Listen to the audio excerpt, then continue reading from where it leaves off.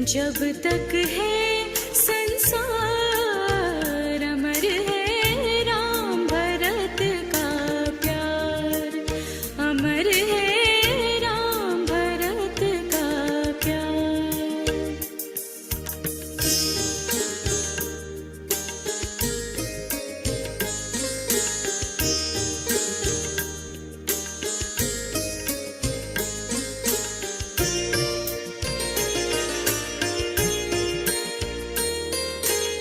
सुना भरत ने हुआ राम को जैसे ही वनवास, दौड़े दौड़े पहुँच गए वो वन में राम के पास।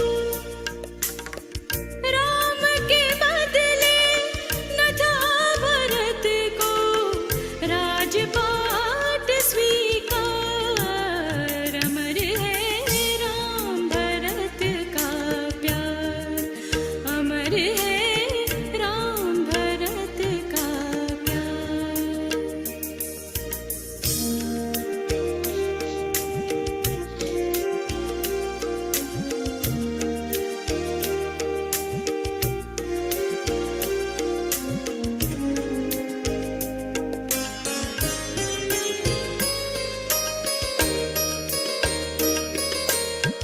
राम ने समझाया जब उनको, तुम ही करो अब राज।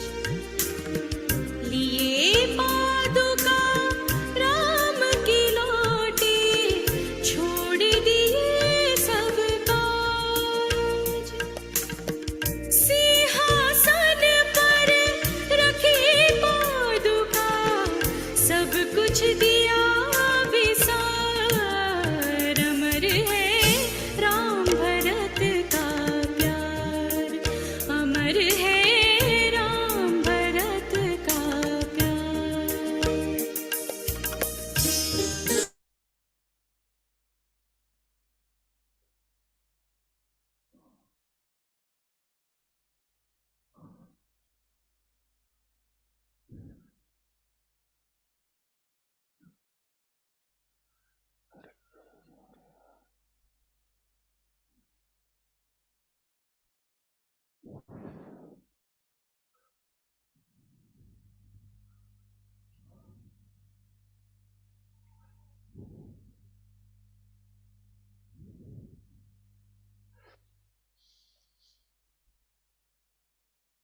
Hari Om, everyone. I'll be filling in for Janki ji for this month of July, as she has other commitments with some other programs. So we are covering chapter 12 and we'll be doing from verse 11. Before that, we'll chant the invocation.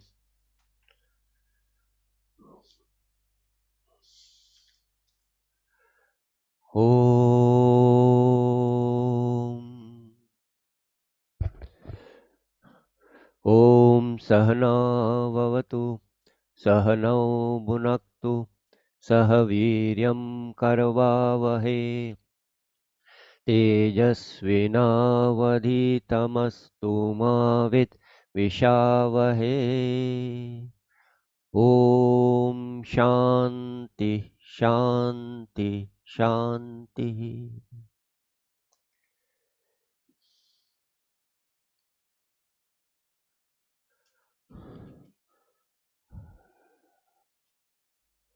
So, shall we be playing the verses on your system, or are we going to chant it? Yes, sir, we have the recording. So you will play it. अथैतदप्यशक्तोऽसि कर्तुं मद्योगमाश्रितः सर्वकर्मफलत्यागं ततः कुरु यतात्मवान्। श्रेयो हि ज्ञानमभ्यासात् ज्ञानाध्यानं विशिष्यते ध्यानात् कर्मफलत्यागः त्यागात् शान्तिरनन्तरम् अद्वेष्टा सर्वभूतानां मैत्रः करुण एव च निर्ममो निरहङ्कारः समदुःखसुखक्षमी सन्तुष्टः सततं योगी यतात्मा दृढनिश्चयः मय्यर्पितमनो बुद्धिः यो मद्भक्तः स मे प्रियः यस्मान्नो द्विजते लोकः लोकान्नो द्विजते च यः हर्षामर्षभयोद्वेगैः मुक्तो यः स च मे प्रियः अनपेक्षः शुचिर्दक्षः उदासीनो गतव्यथः सर्वारम्भपरित्यागी यो मद्भक्तः स मे प्रियः यो न हृष्यति न द्वेष्टि न शोचति न काङ्क्षति शुभाशुभपरित्यागी भक्तिमान्यः स मे प्रियः समशत्रौ च मित्रे च तथा मानापमानयोः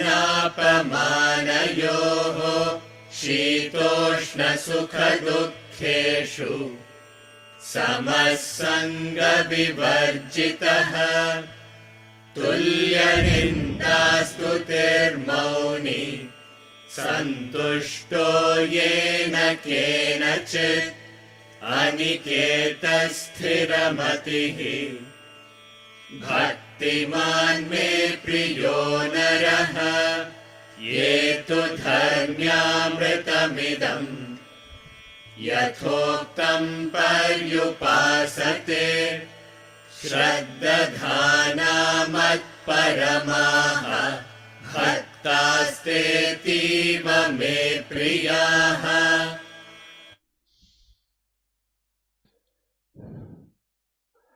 Hari Om. See, we are on chapter 12 doing Bhakti Yoga, the yoga of devotion. So before we continue forward, we'll just recap in briefly. The chapter starts with Arjuna's question as to who is a greater, a better devotee, one who worships you or one who worships the imperishable and the unmanifest. In other words, he is asking the question in more simpler form is, should I worship the form, your form, or should I worship the formless? Who is better in devotion? Who is a better devotee? One who is steadfast, but he worships the form, or he worships the formless. Between the two, who is better? The Lord answers, he doesn't answer this directly as to between the form and the formless, but he says one who excels in worship is one who is consistent, steadfast, and one who is endowed with Shraddha. The question is not what are you worshipping or how are you worshipping, things like that. More important than what you are worshipping and how are you worshipping is, are you consistent in whatever you are doing? And do you have Shraddha in whatever you are doing? You have that unshakable faith in what you believe in. See, we take a resolve. We say we are going to go for a morning walk. You go for 2-3 days and then you stop. Now, whether you walk on a jogging track or whether you walk on a mud track or whether you walk on a asphalted road is not important so much. Yes, that may also be important. But what is important? Do you every day go for the walk? Are you consistent? You may be worshipping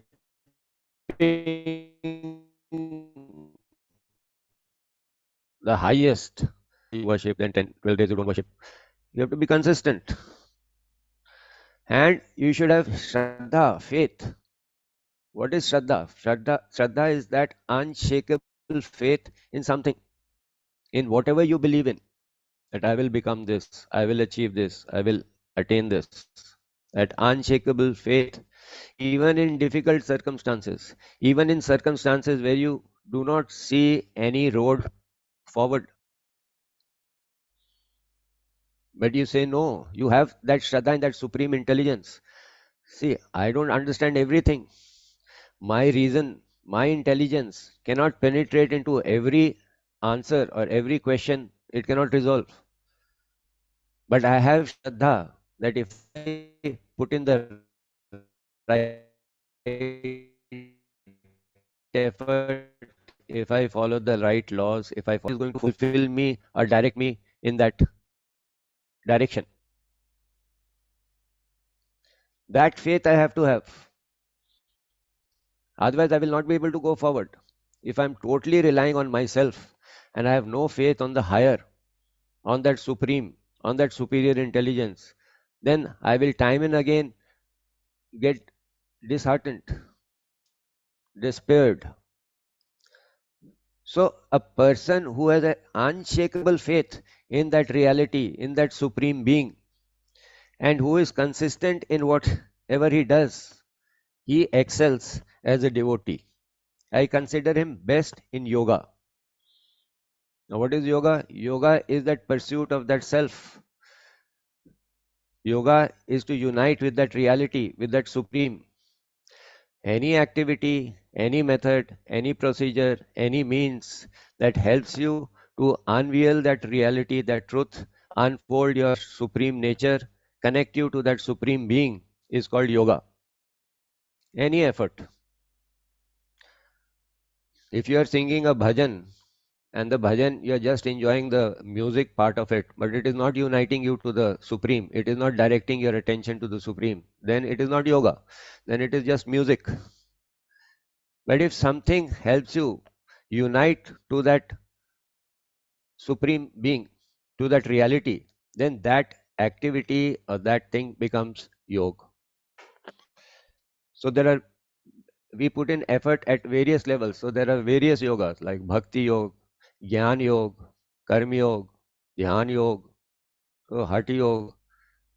At various levels, we are putting, when we put in effort in a way to connect and reach out to that supreme being, then that activity or effort takes the form of yoga. It helps to unveil and unfold the reality within you and make you connect to that supreme eternal state, that state of eternal blissfulness. Now,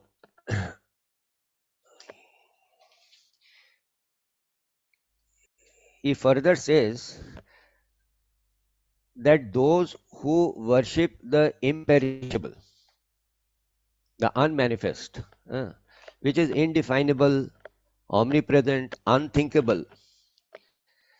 Now, see, to connect to something which is beyond your comprehension, beyond your understanding, beyond anywhere near your comprehension, is a very, very difficult thing.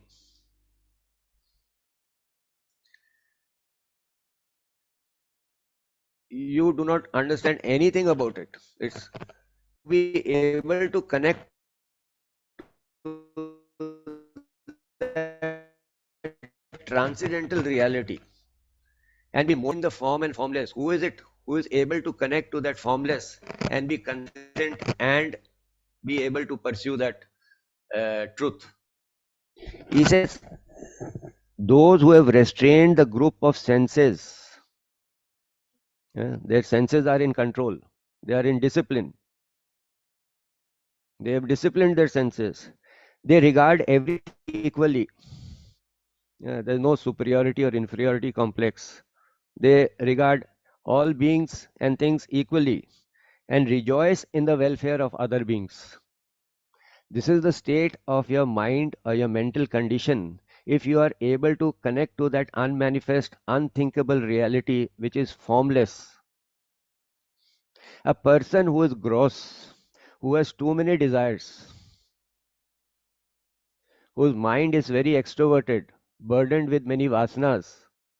See, he is not capable of thinking in such abstract terms. So you have to be capable. If a child asks you, 7, 8 year old child asks you, what is electricity? Now, you can't start talking to him MSc level definitions, flow of electrons and current and voltage, and all. You can't talk like this. He will not understand anything. You may be talking the truth, you may be talking the highest reality, but if you are to explain to a child whose mind is not that developed to comprehend what you are saying, then you have to put it in a way that he can comprehend. So, we say electricity is, see, that bulb which is shining, that is electricity. That fan which is moving, that is electricity. That air conditioner which is working, that is electricity. Then he understands. You give it a form. You don't make it so abstract that he can't understand what electricity is. Now, bulb may not be the electricity exactly, but he gives some idea to work upon, and as his intelligence grows, he will be able to understand what electricity is in its pure and original form. Similarly, if we have to connect to that unmanifest reality, which is unthinkable, beyond our comprehension of the senses and the intellect, then the basic practice which you need to involve yourself is in discipline your senses. If you don't discipline your senses, your intelligence, your intellect will not be developed enough to comprehend and connect to that supreme being. You should have so much purity and subtlety inside you that you should rejoice in the welfare of all beings. See, a man of gross intelligence, gross intellect, he is very self-centered, selfish. He only thinks about his well-being, his welfare, more other people. He cannot see ahead of everybody else. He wants happiness for himself, even at the cost of another. So, if this is his state of conditioning, then obviously he will not be able to connect to those very abstract levels of philosophy and thinking. So, as a preparation, he must first discipline his senses, regard everything as equal, and rejoice in the welfare of every being. Such a person who does this, he reaches me. Reaches me means reaches that self, reaches that supreme state.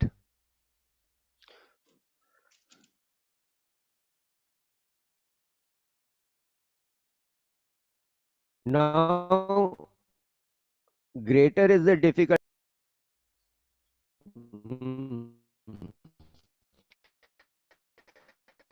A person who is connecting it a little more concrete form.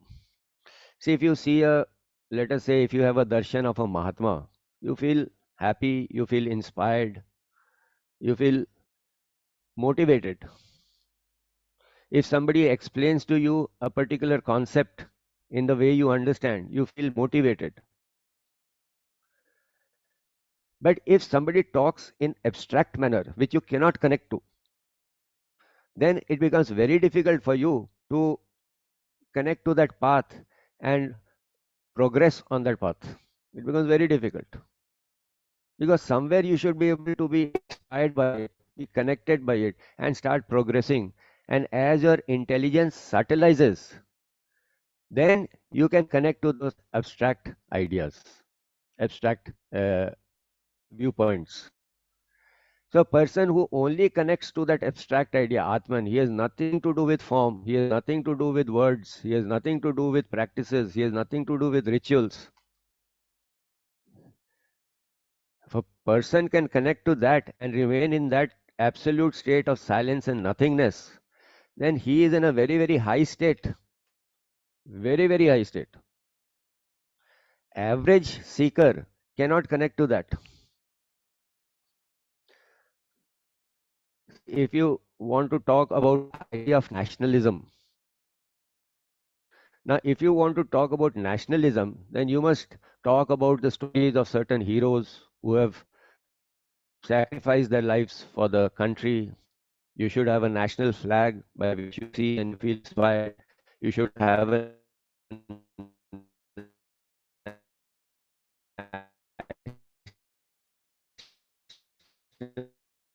national anthem by which you know that idea of nationalism inside you. But if these things are not there and somebody just talks of nationalism, then you will not be able to connect completely with it. You feel inspired if देश भक्ति के गाने चल रहे हैं, you know, देशभक्ति के गाने चल रहे हैं and there's a march past and you are seeing your army go by and there's a national anthem being played and there's the leader of the standing there. These things inspire you because these have a form, these have a concreteness which you can understand.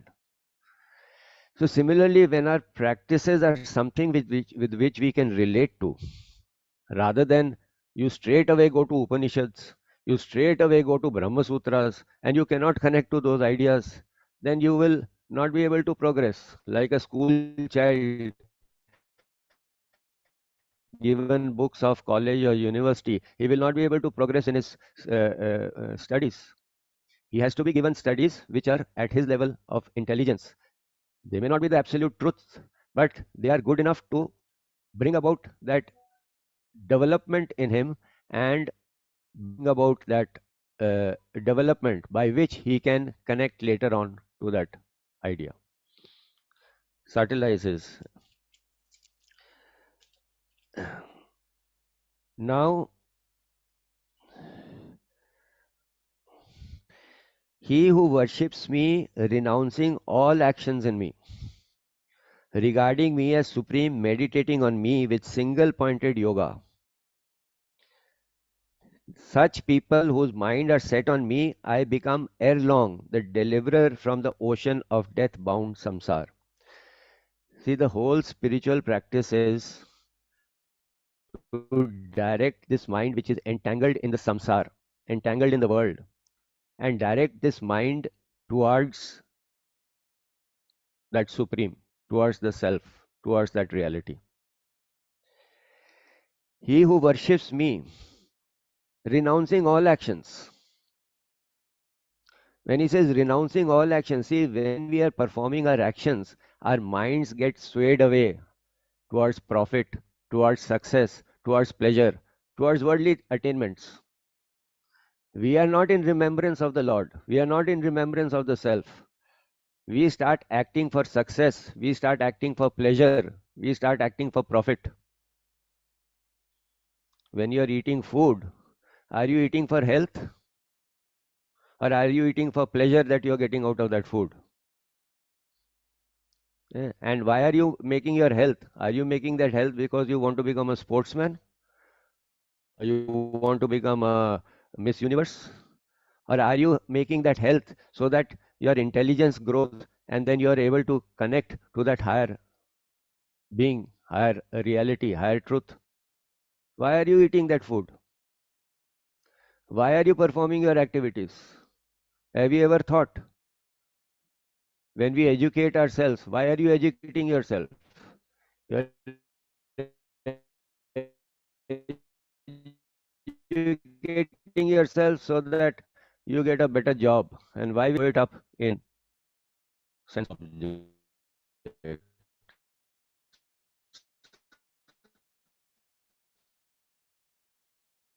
Education, all your work, all your effort is subservient to enjoying your sense enjoyments. That is the ultimate end.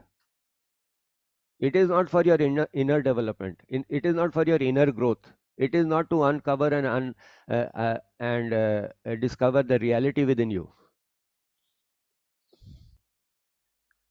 You indulge in the senses. You don't keep them healthy. You don't make them ready to connect and take you to that inner journey. You fritter away your energies in externalized pleasures. You don't use the energy that you develop within yourself to connect to that truth within yourself. So they who worship me, renouncing all actions to me, why are you acting? Why are you studying? Why are you relating? Why are you doing anything that you're doing? What is the ultimate goal? What is the ultimate objective? You may be doing whatever you're doing. See, in our Shastras, even Grihasthi, when you get into Grihasthi, is Grihasthi only to travel and enjoy and pleasure and things like that? No, Grihasthi is also an aid to help you in your development, to develop the right values, to help you express yourself so that you are able to develop yourself within yourself. Everything that we undertake in life is to connect ourselves to that reality, to that supreme being. That is what is the purpose of all our efforts in life, ultimate objective. It is not to become merely a CEO of a company. It is not merely to become a rich man. Why? Because these things don't give you permanent happiness. They are not permanent. They are transient and they are wombs of sorrow. They do not release you from the cycle of joy and sorrow, birth and death. They don't release you. They only give you temporary happiness and then plunge you in sorrow. So they cannot be your objective. You may experience them on the way, but they are not your objective. Objective of a human being is to ultimate merge into that reality, like the objective of a river is to merge in the ocean. When the river merges in the ocean, it has met its it becomes infinite, it becomes expansive. So when our consciousness, when our intelligence merges in that supreme intelligence, becomes one with it, then we attain to eternal life and eternal bliss. But if your objective is only to earn money or gain a status or gain a position, then you will always be in a state of transiency, impermanence, and you will always alternate between joy and sorrow. You will never be released from sorrow and suffering. Because that is not nature of material things. There will be joy, there will be suffering. There will be birth, there will be death. That is the nature of life. But if you want to, then that becomes your objective. This is only a journey. Life is a journey. So they who worship me, renouncing all actions in me, ere long I become the deliverer from the ocean of death-bound sansar. Uh, I release you from this suffering, from this limited status, from this limited existence, and make you merge in that infinite being. Now, from 8th verse onwards, he gives you different practices. He tells you what you should do with reference to. First, he says the highest practice or the highest level that you can reach is fix your mind on me alone. Place your intellect in me. You shall no doubt live in me alone herewith. Here is talking about that state of meditativeness where you're constantly, your mind, your intelligence is constantly established in God, in that reality, in that supreme, constantly, all the time.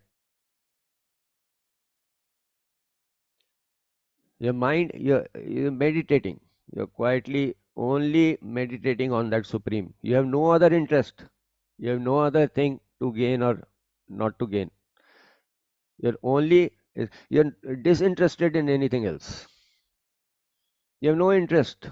You have only interest in reaching that reality. You have become single-pointedly attuned to achieving that, like a Gautam Buddha or Mahavira, whatever. That is one practice. You try to empty your mind of everything else and only be established in the thought of that reality. That is the state of meditativeness.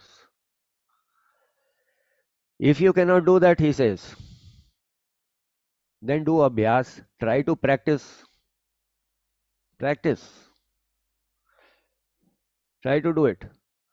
Now, how you can do it is, you see, every day, even if you take 10 minutes of the day in a day and sit quietly and let go of every concern, every aspiration, every thought that you have in your mind, let go of it. Empty your mind. Even if the world war starts, don't worry about it. Anything may happen. Don't worry. 10 minutes only. What will happen in the future? What will happen to my children? What will happen to the business? What will happen to my neighbor? What will happen to the country? Forget everything. Even if you have won a 5 crore lottery, forget about it for those 10 minutes. Can you try and do that? Abhyas. We are so caught up. The momentum is so fast in our minds. They are constantly programming, planning, scheming, aspiring. Constantly our mind is churning out thoughts and things in the world. Constantly. Never it is at rest. As if these things are so important. They are the ultimate truths of life. After sometimes you will laugh at yourself. Why did I waste all this time for nothing? In the school, kya hua tha? Are you worried about it now? That's come and gone. But that time, that was the most important thing. College mein kya hua tha? You're not worried. 30s mein kya hua tha? You're not worried. Now in 50s mein kya ho raha hai, 60s mein kya ho raha hai, you're worried. That will also become insignificant after some time. But you are so caught up in it.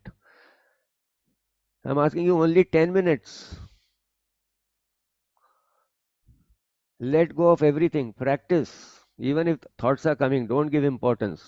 Every day at the same time. 7 o'clock means 7 o'clock. Every day. 6 o'clock means 6 o'clock. If your body is restless, never mind. 10 minutes to ज़्यादा नहीं होता ना. 10 minutes not a very big thing. I'm not asking you to do for 1 hour, 2 hours. So 10 minutes abhyas karo. Practice so that the mind gets habituated. It becomes a little detached from these things. From so much attachment to all these worldly concerns and that, it becomes detached.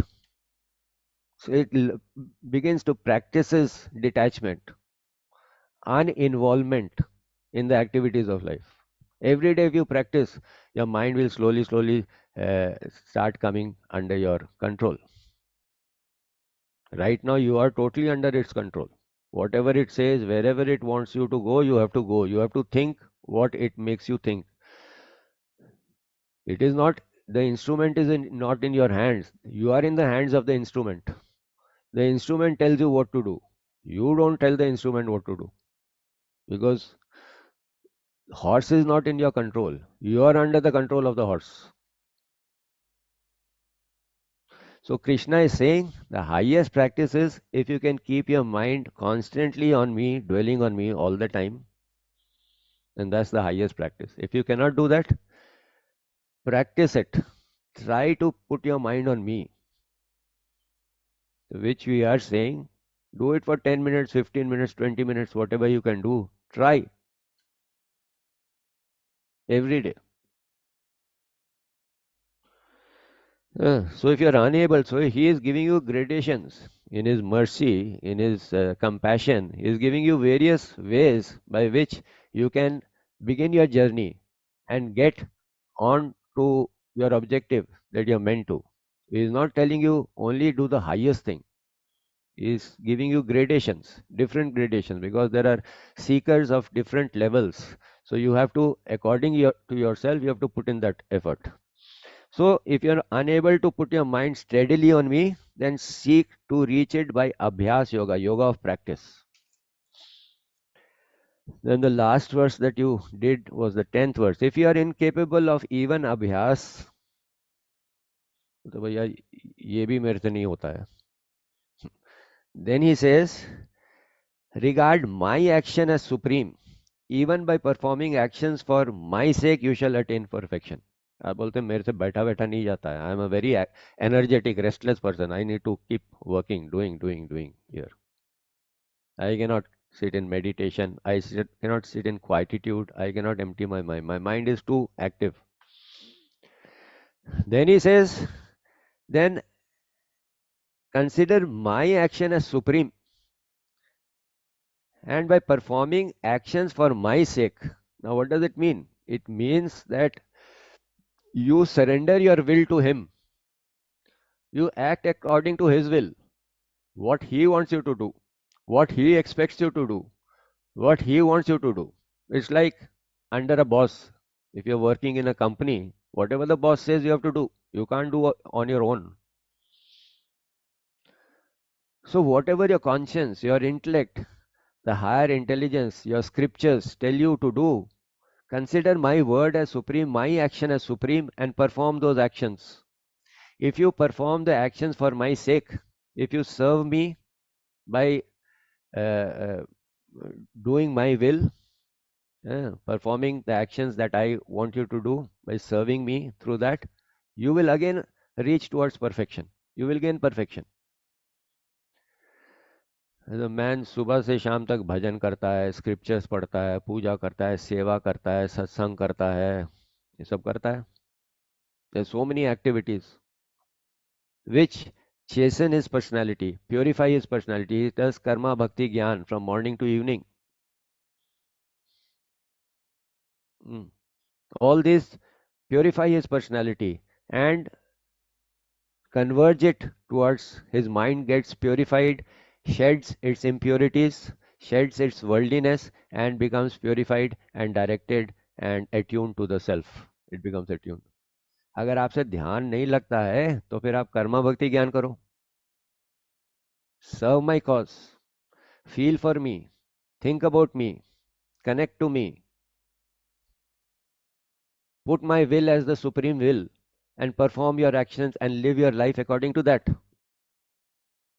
If you do that, you shall attain perfection. अब आप बोलते हैं नहीं नहीं वो भी मेरे से नहीं होता है, पूरा दिन कर्मा भक्ति ज्ञान क्या करेंगे. I am not able to the whole day just perform your will, sir. My will also interferes sometimes. I also want to do something from my side. I cannot all the time only think about you and do activities directed by you. Then he comes to the 11th verse. He says, even if you are not able to do this, then shall we chant it or you have a recording? We can chant it, sir, but I have a question, sir. Okay. Yeah. Going back to the reference to the famous verse, contact-born enjoyments are wombs of sorrow. They have a Yeah. beginning and end. Wise do not revel in them. So it's the reveling part which is a cause of the problem, right? Yeah. Reveling part means you get involved in it. You get sucked in by it. Yeah. आप match देख रहे थे and you suddenly forgot that you had your appointment at 10 o'clock because you got so involved in the enjoyment of that match that you forgot about the appointment that you had to go to. That is reveling. Otherwise, you know that by 9:30 you have to leave your house and reach your place at 10 o'clock and you have 15 minutes. So you can watch something on the television. 15 minutes. Okay, if you have time, nothing else to do. But when you start reveling in it, खाना खाने बैठे, ओ बहुत tasty है, बहुत tasty है, over ईट कर लिया, फिर 2 दिन के बाद ऐसा स्टमक एक हुआ. This is revelling. You are not keeping your objective, you are not keeping your awareness, you are not keeping your consciousness going with you. You start in, हाँ बहुत मजा आ रहा है, बहुत अच्छा लग रहा है, बहुत बढ़िया, and then you cross the line. Lakshman rekha cross हो जाता है. You tend to overdo it. You're watching something very interesting on the television and you forget that there are other things also to be done. So sense contacts, if they are not under sense contacts, always are accompanied by some enjoyment or sorrow, whatever. If you are not careful, these enjoyments take away your mind, your consciousness, your chitta, take it and disconnect you from your objective. So you have to be careful of this enjoyment which you are getting out of this sense contact, because they can be very misleading. You thought this seems to be a means of enjoyment. So if I'm getting enjoyment, एक समोसे से अगर you get X amount of enjoyment, then दो समोसे से you will not get 2x enjoyment. And 3 say you will not get 3x enjoyment. In fact, you will get nothing. You will start getting sorrow after some time. So you have to be careful about the enjoyment which is coming out of these sense objects. They are very misleading. So if you are not connected to your objective, if you are not connected to your understanding, your intellect, your discrimination is not alert, then you are bound to get misled, misguided, and get off the path. And then this gets converted into sorrow and suffering. That sorrow and suffering because you overdo things which are not supposed to be done. ज़्यादा सो लिए, ज़्यादा पढ़ लिए, ज़्यादा खा लिए, ज़्यादा बात कर लिए, जो ज़्यादा होता है that converts into sorrow and suffering. So if your discrimination is not there, if your alertness is not there, then you are bound to again and again fall into that pit. So when they are talking of the reveling, you revel in it and you lose your sense of discrimination. Your intellect is lost, your discrimination, your sense of understanding is lost. You're not living in awareness. Now you're living in at the mind level. And the mind leads you off. Mind runs after pleasure and ultimately you fall into the pit. Yes, Mr. Omkar Patel. Before Yes. that, I thought, Bharat, you had a question, follow? I saw you unmute. No, I was just saying thank you Yeah. for the So, explanation. Alokji, reveling in bhakti also can become destructive. Yes, it can. And how? Reveling means you can enjoy it. See, reveling means you are merely enjoying the emotional part of it. You are not connecting your emotions to that supreme reality. You're listening to a bhajan and you revel in that bhajan so much, or you revel in the story so much that you forget the reality. You don't direct it towards the reality. You can't get attached to anything until you reach the river, can't get attached to anything until it reaches the ocean. Progress is life, evolution is life. So when you were at 20, you were enjoying the sense objects and you were tending to get attached to sense objects. But today you are at 70, 80, so you get tendency to get attached to spiritual stories, spiritual characters, spiritual emotions, worship, etc. You tend to get attached. You shouldn't get attached. You must enjoy it and keep progressing. Attachment is the problem. Even at 90% of purity, if you get attached at 90, then you will not reach 100, obviously. You can enjoy the emotions, beautiful emotions. When you're thinking of the Lord, when you're thinking of their stories, when you're listening to them, even tears might be coming down. But that is not the destination. That much you must understand. There must be more and more need to connect to that. See, you are enjoying so much. So wouldn't you like to get the direct experience of that state? When I'm listening to Krishna's story and I'm so happy and reveling, wouldn't I like to meet Krishna? Wouldn't I like to get a direct experience of Krishna? Or I'm happy with the story, I'm happy with the bhajan, I'm happy with the environment that I've created. I cannot get involved. See, supposing we are having a discussion and let us say you are enjoying the discussion. Discussion is not for mere enjoyment. Discussion is directing you towards something. It is preparing you to go and meet a particular end or objective. Now, if you just get used to discussion, चलो हर रोज मिल के सुबह शाम discuss करेंगे, good ideas, new ideas, different ideas, then you will not reach your objective. This discussion is to take you towards meet a particular end or objective. So if you get intellectually involved in the experience or emotionally involved in the experience, then your progress gets hampered. It gets that doesn't mean that you should not enjoy it. But if you revel in the bhakti, but not in the sense of attachment, enjoy the bhakti. You can enjoy sense objects also, as long as your discrimination is there. You don't overdo it. You can enjoy a sense enjoyment also. If you see a sunrise, a sunset, enjoy it. But if you get involved in it, attached to it, then the problem starts. Then it can be anything. Anything you get attached to, the problem starts. See, Sarji, if you that means if you lose the control, then it is problem. Otherwise, there is no problem, right? No? yes. You should not lose control of your car. Because the resort where you stopped for lunch is so beautiful that 2 days you're there only, and your people are asking, why have you not reached? You were supposed to reach in the evening, but you got so involved in the resort that 2-3 days have passed, you have still not reached your destination. You can stop at the resort to the right extent, have your food, enjoy the food, everything you do, but continue on your journey. However beautiful the situation is, however beautiful the journey becomes, journey is not the destination. Enjoy. The weather is beautiful, the pastures are beautiful, the restaurants are beautiful, lakes are beautiful. Enjoy them. You can stop for some time, but then continue to your destination, because the destination is the most beautiful. That's where you have to be. Yes, Mr. Patel. Yeah.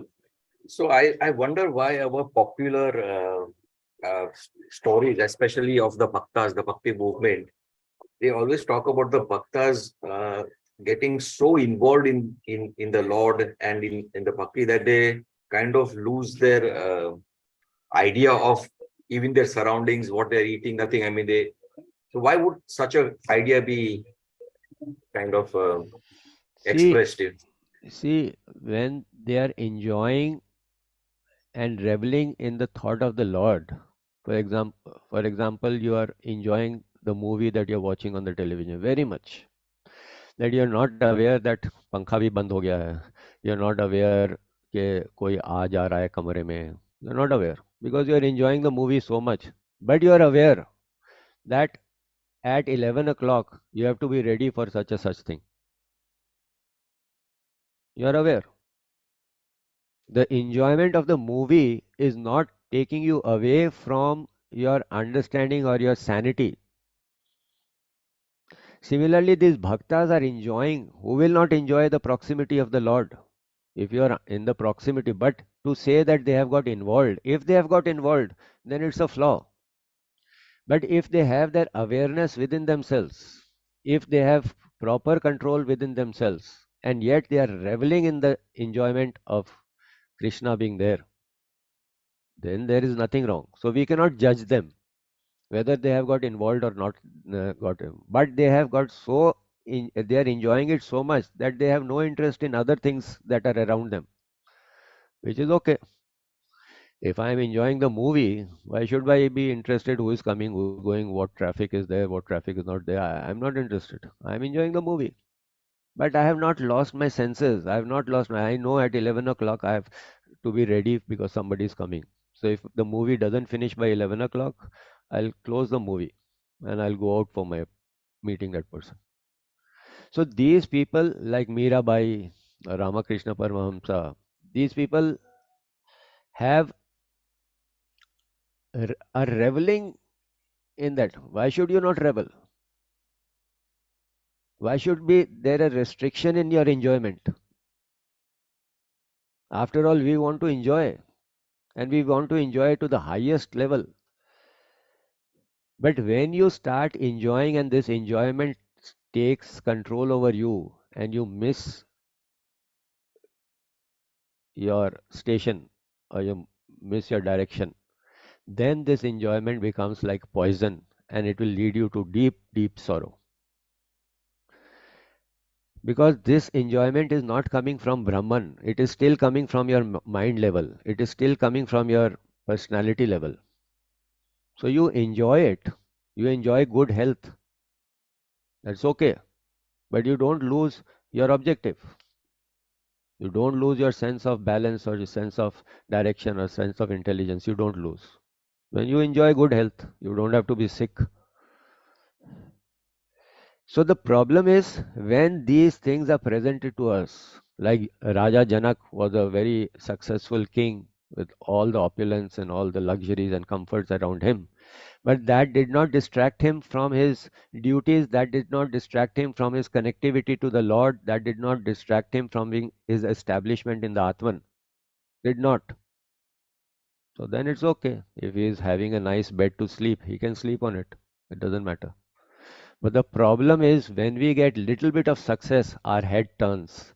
When we get a little bit of pleasure, we get involved and sucked into it, and we lose our direction. That is the problem.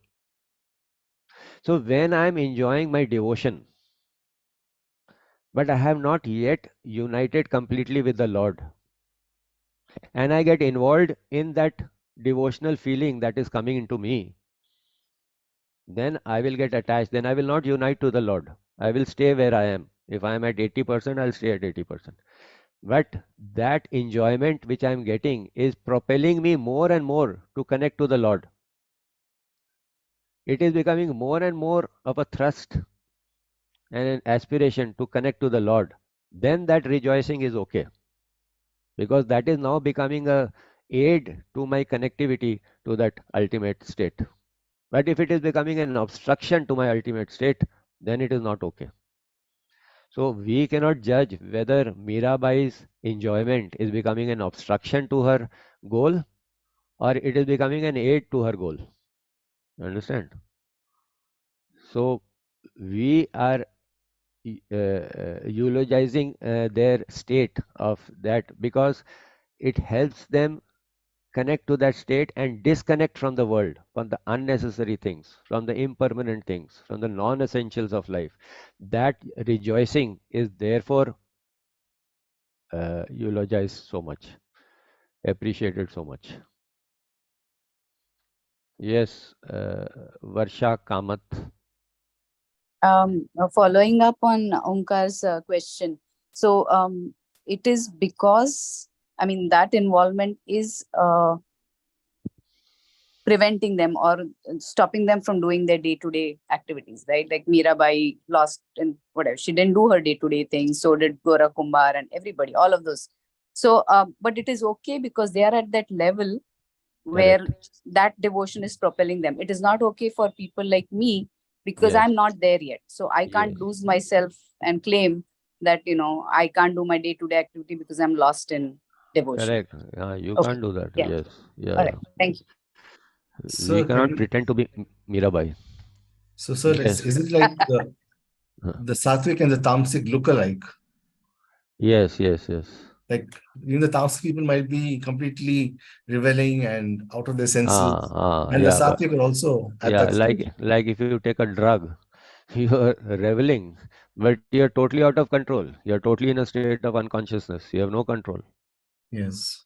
You have no awareness. You're not in your sensibilities at all.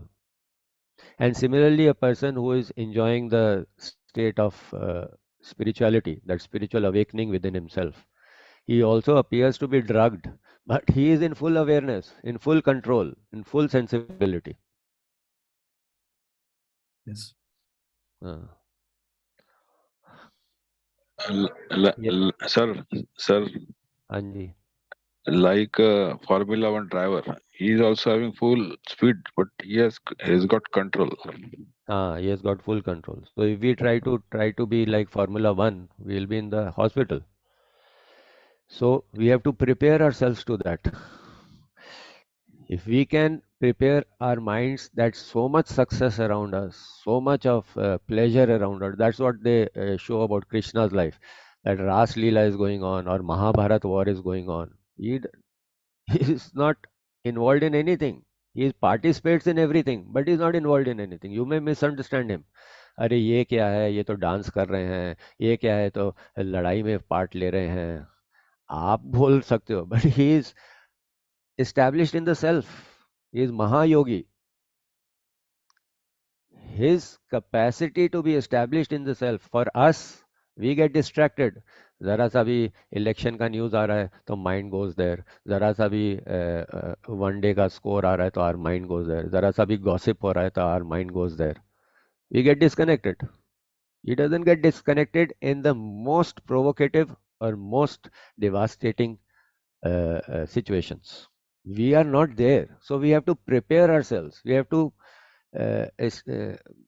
practice. We have to do our obligations. जैसे अभी कोई कह रहे थे, you cannot pretend to be Mirabai. You have to raise yourself by doing your obligations, by doing your duties, by step maturing your mind, and ultimately connecting yourself to that higher levels of spiritual attainments. You have to go step by step.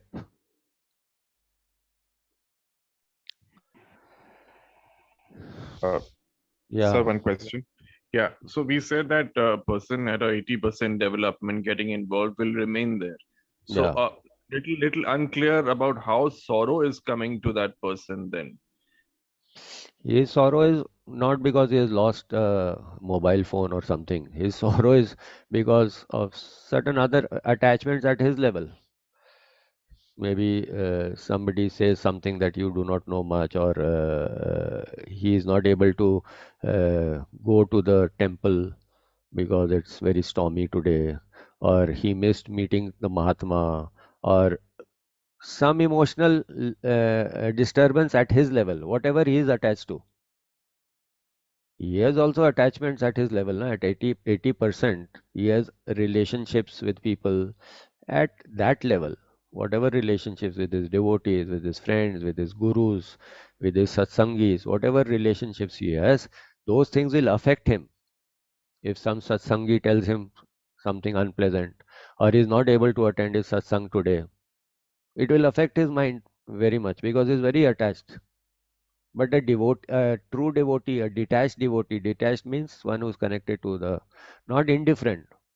A detached devotee will take it in his stride and he take it as the will of the Lord. And if I was not able to attend today's satsang, never mind, that is the will of the Lord. He will feel bad, but he will not be affected, drowned by it. But the other person will be agitated by it. Will be very affected by it. Yes, got it. If Krishna says something to Radha, she'll be affected. But if I and you or somebody else says, she'll not be, because she's far, far, far beyond us. So at all levels, we must be careful. Until the river meets the ocean, we cannot leave our sense of awareness in. Otherwise, our progress will be hampered. They are not saying don't express your emotions. They are not saying don't experience the world. They are not saying don't intellectually apply yourself. They are only saying don't get attached to any level. If you do not have the capacity to remain objective in a particular thing, then withdraw. Prepare yourself before you enter that. You should be so prepared that you can undertake any relationship, any activity, any experience in life without getting drowned in it. If you get drowned in the water, then you better stay away from the water, na? Stay where your feet can be on the ground so that you have some support. The more you can learn swimming, the more you can go to the deeper end. You can risk going to the deeper end. But once you are a perfect swimmer, you can go anywhere in the pool, the deepest end. It doesn't matter. That's all that you have to be careful about. If you are a good swimmer, you will not bother know how much it is deep. It doesn't make any difference for him. Yeah, you always float. Yeah, that's what. So if we are good swimmers in life, we will never get drowned by success or failure or pleasure or displeasure. We'll never get drowned. we'll float always. But if we are not mature spiritually, everything will hit us, everything will hurt us, everything will drown us. Yes, Mr. Kalyan. So you said before we get into situations, we should uh, prepare ourselves and be withdraw it first and understand what. But most of us, we are already in a family, we are at a work, we are all involved in many things. So you have to do, that's why they say do your sadhana, get up in the morning, do your studies, do your some devotional practice, whatever. So that's why in earlier times they used to have a brahmacharya period. First 25 years is to prepare yourself to face the world. Then get into grihasti, then get into the world, and then start. आजकल तो preparation होता नहीं है. At 75, 80 you say अच्छा भगवत गीता खोल के देखते हैं. अब खोल के क्या देखता है, तो पूरा लाइफ खत्म हो गया. तो जो ना, you could have enjoyed your life, you could have floated and enjoyed the swim in the ocean, but you went on gasping and taking in the water and being uncomfortable throughout your life. That's why brahmacharya means preparation for life. Develop that maturity, that development inside you. Then get into life, get into grihasti, experience life, experience experiences of life, and then transcend them. Then get into vanprasth and then ultimately sannyas. Ab, you have missed the bus, but even then you can do whatever you can. Do your studies, do your satsang, do your devotional practices. So slowly you will get into the groove. Yes. Thank you, sir. Thank you. I think it's time. So we can conclude for today and we'll continue next week. So we'll just say the concluding mantra and then Om Om Purnamada Purnamidam Purnat Purnamudachyate Purnasya Purnamadaya Purnameva Vashishyate Om Shanti Shanti Shanti